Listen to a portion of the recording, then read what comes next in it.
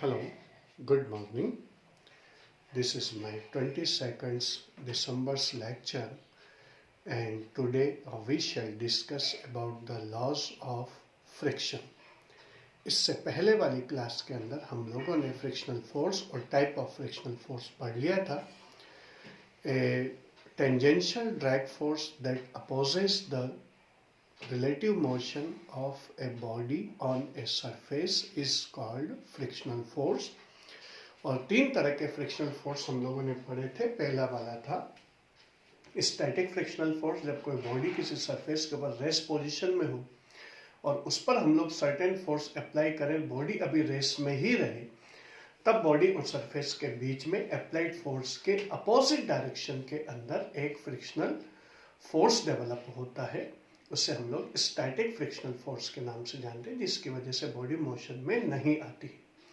दूसरा होता है जब बॉडी मोशन के अंदर हो, तब बॉडी और सरफेस के बीच में फ्रिक्शनल फोर्स लगता है, और उसी को हम लोग किस नाम से जानते हैं? काइनेटिक फ्रिक्शनल फोर्स के नाम से जानते हैं. और तीसरा होता है हमारे पास जब बॉडी सरफेस के ऊपर रोलिंग मोशन कर रही हो, यानी लुढ़क रही हो, तो बॉडी और सरफेस के बीच में लगने वाला फोर्स, फ्रिक्शनल फोर्स क्या कहलाता है? रोलिंग फ्रिक्शनल फोर्स कहलाता है. यहाँ तक हम लोगों ने पढ़ लिया था. इसमें हमने इसके अंदर limiting static frictional force, kinetic frictional force और रोलिंग फ्रिक्शनल फोर्स पढ़ लिया था. इसके बाद हमारे पास इसके अंदर coefficient of static friction, coefficient of kinetic friction और कोफिशिएंट ऑफ रोलिंग फ्रिक्शन हम लोगों ने पढ़ा था. अब इसके बाद हमारे पास जो नेक्स्ट चीज आती है, और वो आएगी हमारे पास कौन सी वाली? इसके अंदर अब हमारे पास आएगी laws of frictional force.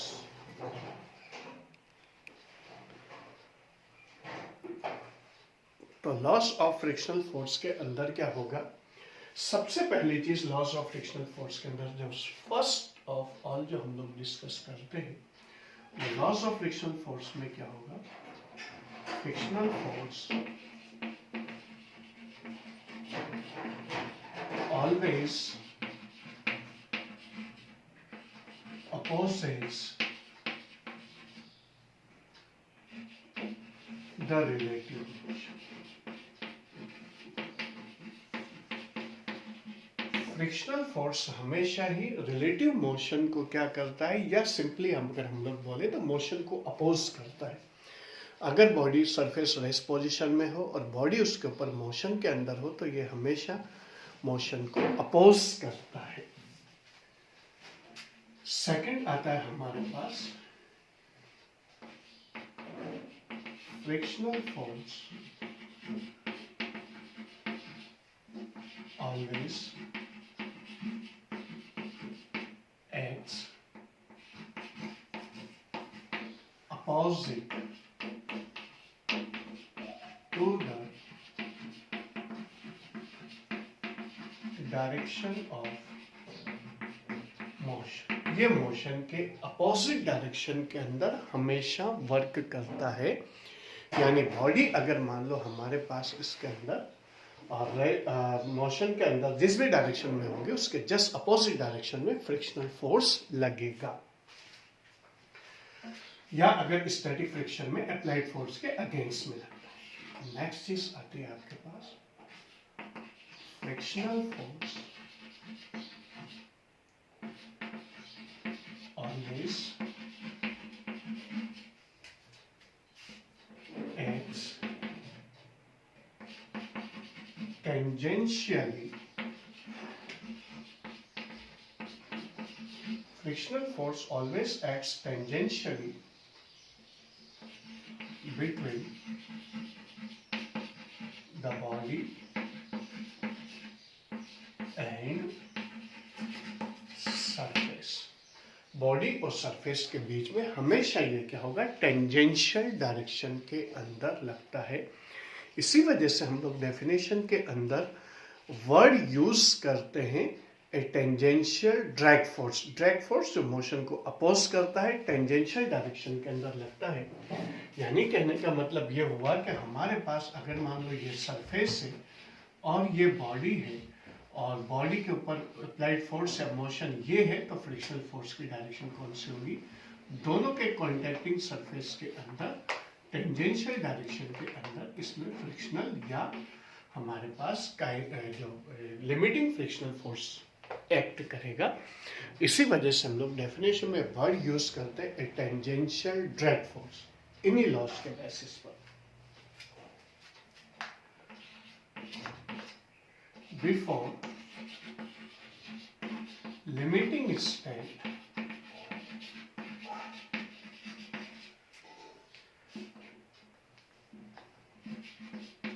static frictional force is a self adjusting force. Limiting state से पहले फ्रिक्शन क्या होता है? एक सेल्फ एडजस्टिंग फोर्स होता है। यानी कि अगर मान लो हम लोगों ने बॉडी के ऊपर 1 न्यूटन का फोर्स अप्लाई किया तो फ्रिक्शनल फोर्स भी 1 न्यूटन हो जाएगा। बॉडी पे हमने फोर्स बढ़ा करके 2 न्यूटन कर दिया, फ्रिक्शनल फोर्स भी 2 न्यूटन हो जाएगा। बॉडी पर अप्लाइड फोर्स की वैल्यू बढ़ा, जब तक बॉडी मोशन में नहीं आएगी तब तक बॉडी के ऊपर अप्लाइड फोर्स और स्टैटिक फ्रिक्शनल फोर्स दोनों की वैल्यूज क्या रहेगी? सेम रहेगी, यानी इक्वल रहेगी। इसके बाद नेक्स्ट लॉ आता है हमारे पास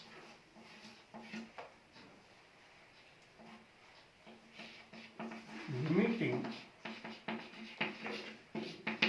फ्रिक्शनल फोर्स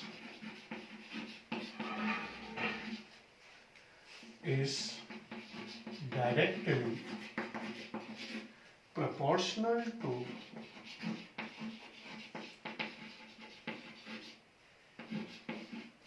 normal reaction.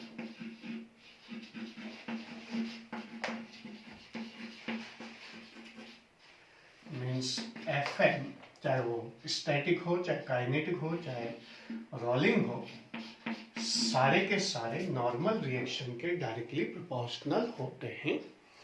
और हॉरिजॉन्टल पोजीशन के अंदर नॉर्मल रिएक्शन बॉडी के वेट के इक्वल होती है। अगर इंक्लाइन प्लेन हो तो फिर उसके अंदर सिचुएशन थोड़ी सी डिफरेंट हो जाती है, फिर उसके हॉरिजॉन्टल कंपोनेंट के इक्वल। तो बिफोर लिमिटिंग स्टेट ये वाली चीज रहेगी। Frictional force never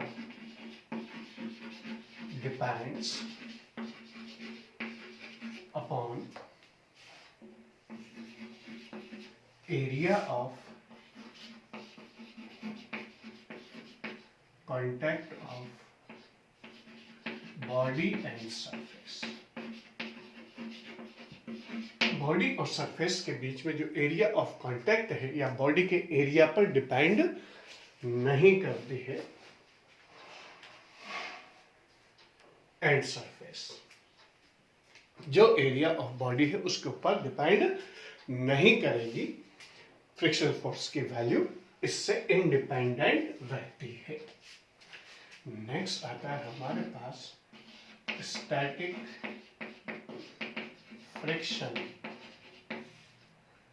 is greater than kinetic friction and kinetic friction is greater than rolling friction because mu s is greater than mu k and mu k is greater than mu r।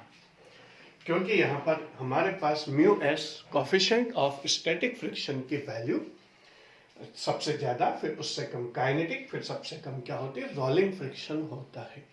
इसी वजह से body को हम लोग एक जगह से दूसरी जगह पर अगर हमें शिफ्ट करना है तो हम लोग क्या करते हैं, उसके नीचे कोई भी एक सिलिंड्रिकल बॉडी अगर हम लोग रख दें या बॉडी के नीचे अगर पहिए वगैरह लगे हों तो उससे एक जगह से दूसरी जगह पर शिफ्ट करना आसान होता है।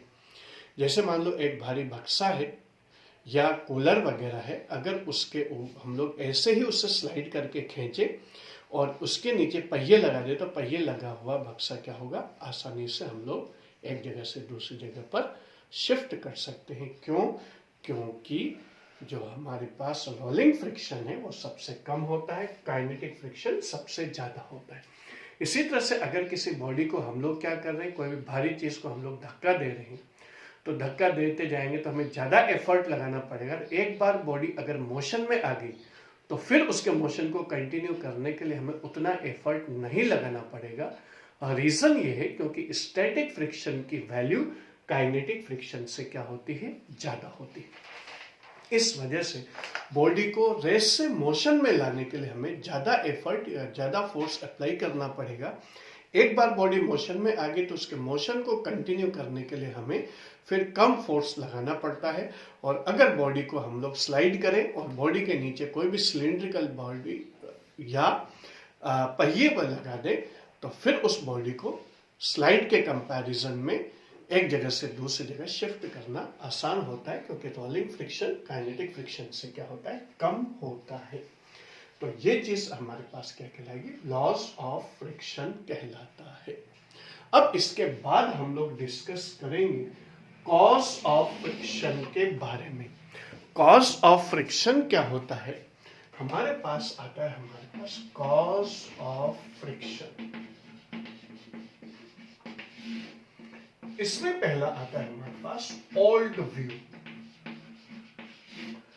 ओल्ड व्यू क्या होता है कि हम लोग अच्छी तरह से जानते हैं बॉडी कितने भी स्मूथ हो लेकिन उसके अंदर कुछ ना कुछ क्या होते हैं, रफनेस जरूर होती है। और रफनेस का मतलब उसमें डिप्रेशन और इसके अंदर क्या होगा कि ऊपर जो उभार और इसके अंदर गड्ढे जरूर होते हैं, खुरदरापन उसके अंदर जरूर रहेगा। तो ऐसी सिचुएशन के अंदर क्या होगा कि जो बॉडी है उस बॉडी के अंदर इस तरह से एक बॉडी के ऊपर डिप्रेशन और प्रोजेक्शंस रहते हैं। सिमिलरली दूसरी बॉडी के अंदर भी क्या होता है, डिप्रेशन और प्रोजेक्शंस रहते हैं। तो ओल्ड व्यू के अकॉर्डिंग क्या होगा, एक का डिप्रेशन दूसरे के प्रोजेक्शन के अंदर क्या हो जाता है, इंटरलॉक हो जाता है। अकॉर्डिंग टू ओल्ड व्यू चाहे बॉडी कितनी भी स्मूथ हो उसके अंदर रफनेस यानी खुरदरापन रहता है। खुरदरेपन का मतलब उसमें डिप्रेशन भी रहेंगे और प्रोजेक्शन भी रहेंगे। तो जब बॉडी को सरफेस के ऊपर रखते हैं तो बॉडी के डिप्रेशन दूसरी बॉडी के प्रोजेक्शन के साथ इंटरलॉक हो जाते हैं। और इसी की वजह से क्या होता है, जब बॉडी को हमें आगे बढ़ाना हो सरफेस के ऊपर तो ये डिप्रेशन और प्रोजेक्शंस के जो बीच की जो इंटरलॉकिंग है वो तोड़ करके ही बॉडी आगे बढ़ सकती है। और इसे तोड़ने में ही हमें क्या लगाना पड़ेगा, फोर्स लगाना पड़ेगा। उसी को हम लोग किस नाम से जानते हैं, फ्रिक्शनल फोर्स के नाम से जानते हैं। तो यह हमारे पास फ्रिक्शनल फोर्स का जो basic cause according to old view दिया गया है वो ये दिया गया है कि सरफेस और बॉडी के प्रोजेक्शन और डिप्रेशंस एक दूसरे के अंदर क्या हो जाते हैं, इंटरलॉक हो जाते हैं। बॉडी को आगे बढ़ाना है तो ये प्रोजेक्शन और डिप्रेशंस के जो प्रोजेक्शंस जो इंटरलॉकिंग है उससे ब्रेक करके ही बॉडी को मूवमेंट करवाया जा सकता है। और यही फ्रिक्शनल फोर्स का कॉज माना गया है अकॉर्डिंग टू ओल्ड व्यू।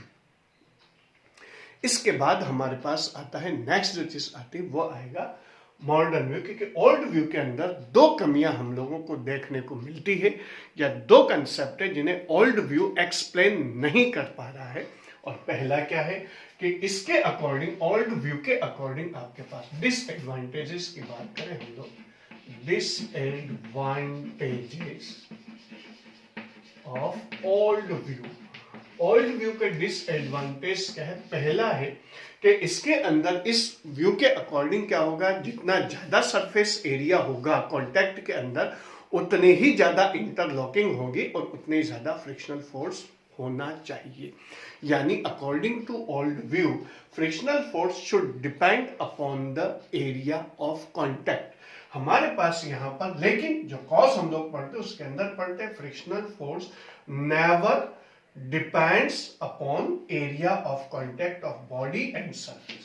जो फ्रिक्शनल फोर्स है वो एरिया ऑफ कांटेक्ट पर डिपेंड या एरिया ऑफ बॉडी पर डिपेंड नहीं करता है, जबकि इस ओल्ड व्यू के अकॉर्डिंग एरिया पर डिपेंड करना चाहिए। बॉडी के जो कांटेक्ट के अंदर सरफेस और बॉडी का जितना एरिया कांटेक्ट में आ रहा है उतना ही ज्यादा क्या होना चाहिए, फ्रिक्शनल फोर्स होना चाहिए।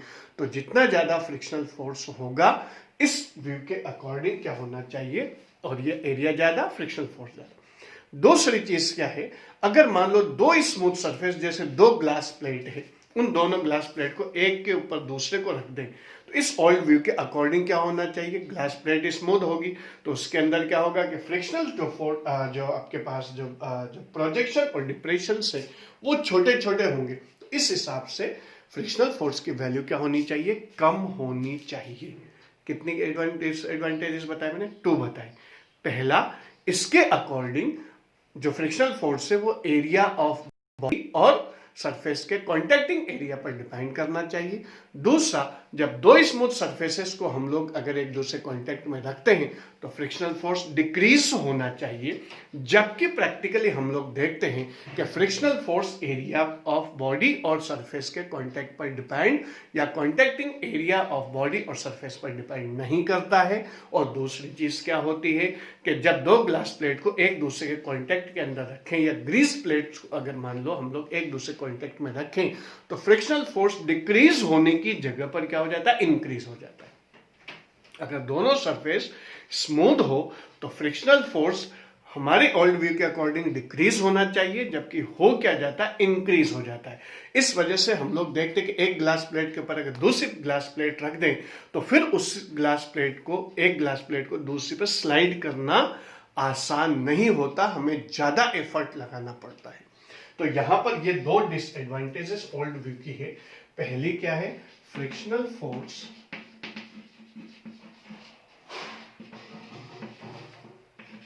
should depend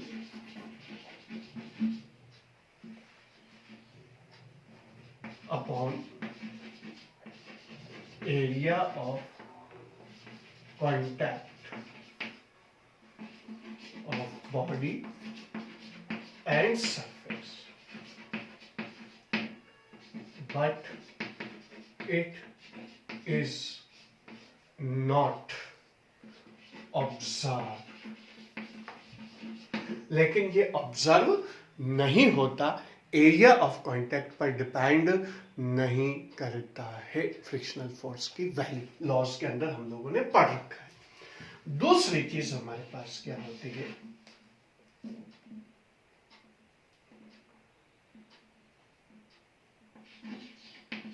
between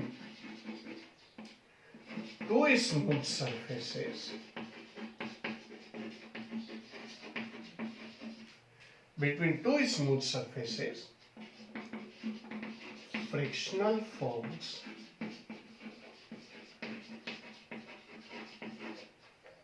should be decreased. Frictional force क्या होना चाहिए, should be decrease होना चाहिए। Frictional force should decrease, but practically it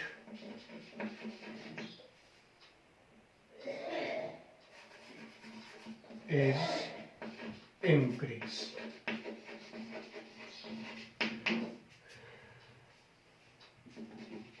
Should be decreased, but practically it is increased. तो ये दो इसके अंदर ड्रॉबैक है या डिसएडवांटेजेस है ओल्ड व्यूज की, कि दो चीजों को ये एक्सप्लेन नहीं कर पाती है। अब हमारे पास क्या होगा, सेकंड आता है आपके पास मॉडर्न व्यू। मॉडर्न व्यू के अंदर क्या होता है, फ्यू सेकंड्स में आप लोगों को दे देता हूं।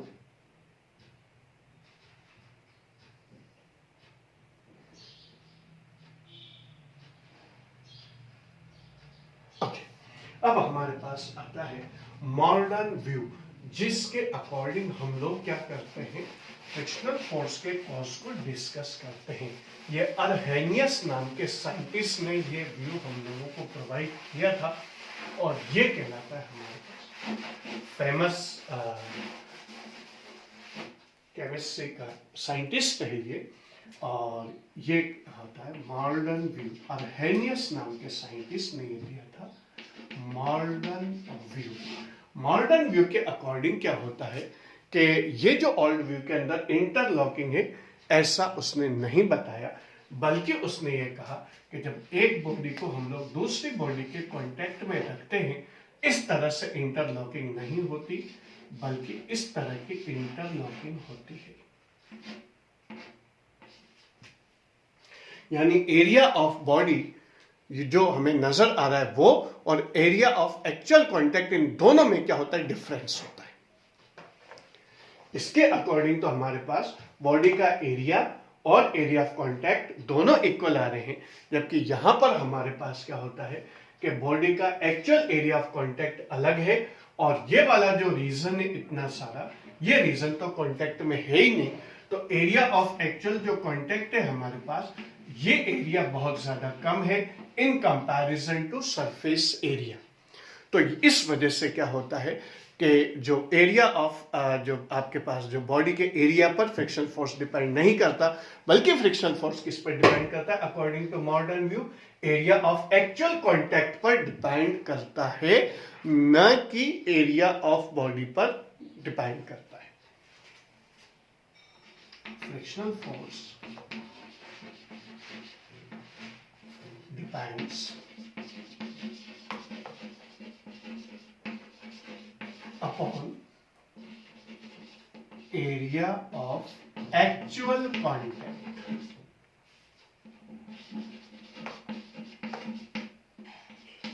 not on area of contact sinks। जो नजर आ रहा है वो एरिया पर डिपेंड नहीं करता, बल्कि एरिया ऑफ एक्चुअल कांटेक्ट पर डिपेंड करता है, और एक्चुअल एरिया ऑफ कांटेक्ट बहुत कम होता है in comparison to area of contact seems. जो नजर आ रहा है उससे ये एरिया बहुत कम होता है, तो फ्रिक्शनल फोर्स इस एक्चुअल एरिया ऑफ कांटेक्ट पर डिपेंड करता है, न कि उस पर डिपेंड करता है। फिर इन शार्प पॉइंट्स के ऊपर क्या होगा, एरिया कम होगा तो प्रेशर ज्यादा होगा, प्रेशर ज्यादा होगा तो एक बॉडी के मॉलिक्यूल्स दूसरी बॉडी के या सरफेस के मॉलिक्यूल्स के बहुत ज्यादा क्लोज आएंगे, और उनके बीच में inter molecular force of attraction क्या हो जाता है, डेवलप हो जाता है। और ये inter molecular force of attraction he in points पर क्या करता है, कोल्ड वेल्डिंग डेवलप कर देता है। कोल्ड वेल्डिंग का मतलब यहां से इन पॉइंट से क्या हो जाते हैं, जुड़ जाते हैं। किससे, फ्रिक्शनल फोर्स से। कौन सा, इंटर मॉलिक्यूलर फ्रिक्शनल फोर्स से जुड़ जाते हैं, और इस वजह से क्या होता है, यही inter molecular force of attraction he frictional force का क्या होता है, बेसिक कॉज होता है।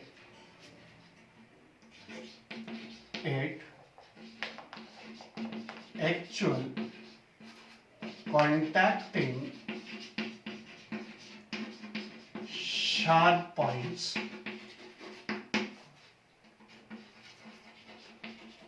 pressure is greater, so molecules of body comes closer to molecules of surface, so intermolecular force of attraction is produced, which is cause of frictional force.